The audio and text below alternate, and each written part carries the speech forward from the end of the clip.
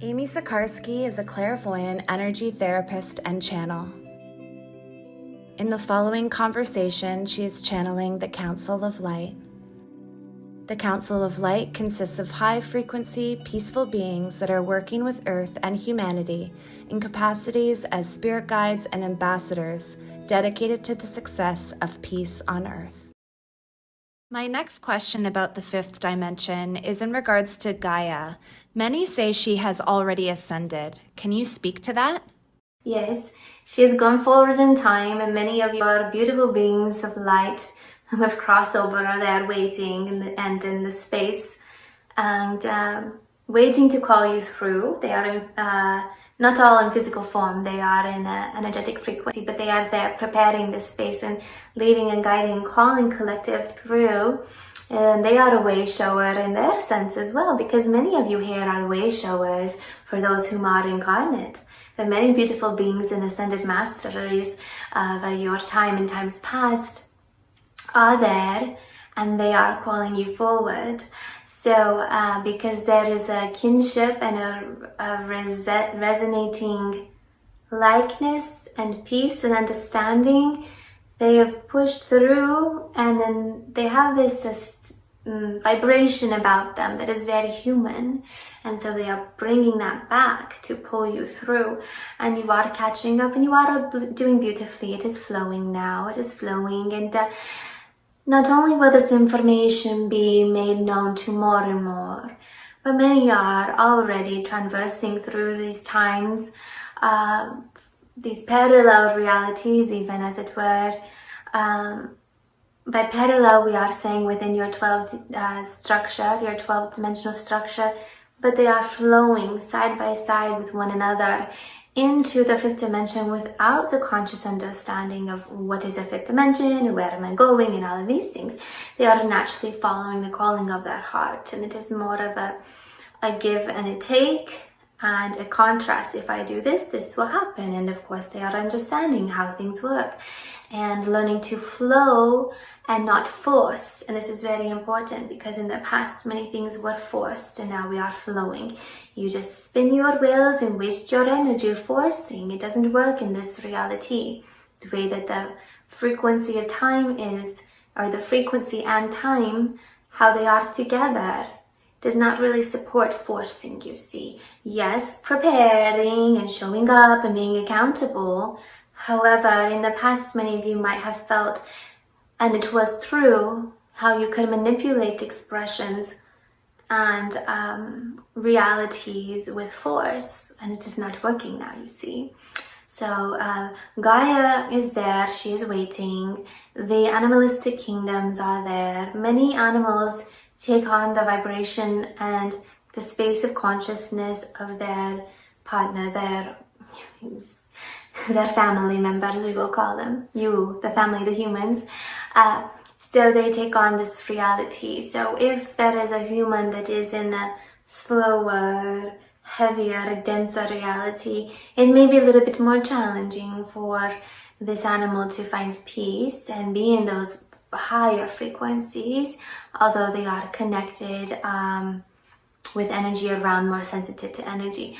But for the most part, nature and the animals are waiting for you, and they have a lot of patience.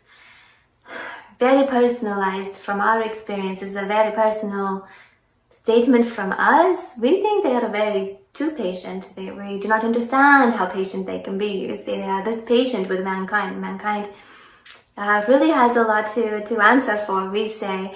But the animals are waiting in that space very lovingly, and many of the humans are already stepping into the fifth dimension.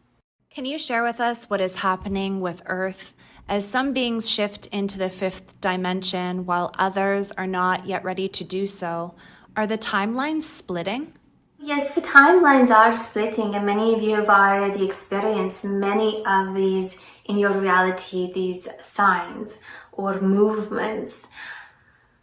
Those who are not ready will not be forced, and you are in transition, so you will slowly see more dying out of the old systems, and those whom are holding, as we mentioned earlier, they are associating themselves with the old systems.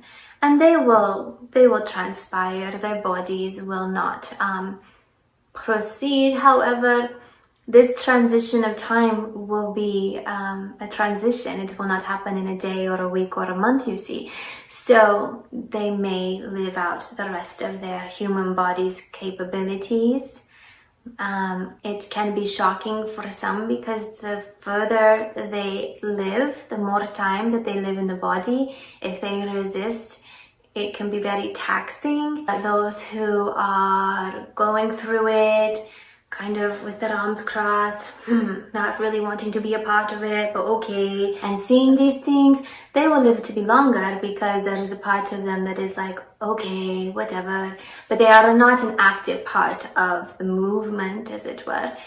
But you look and you could say this could be 100 years, perhaps a bit less, maybe a bit more, but we are hoping a bit less, only because it will be more of ease and grace if it were seamless without much resistance.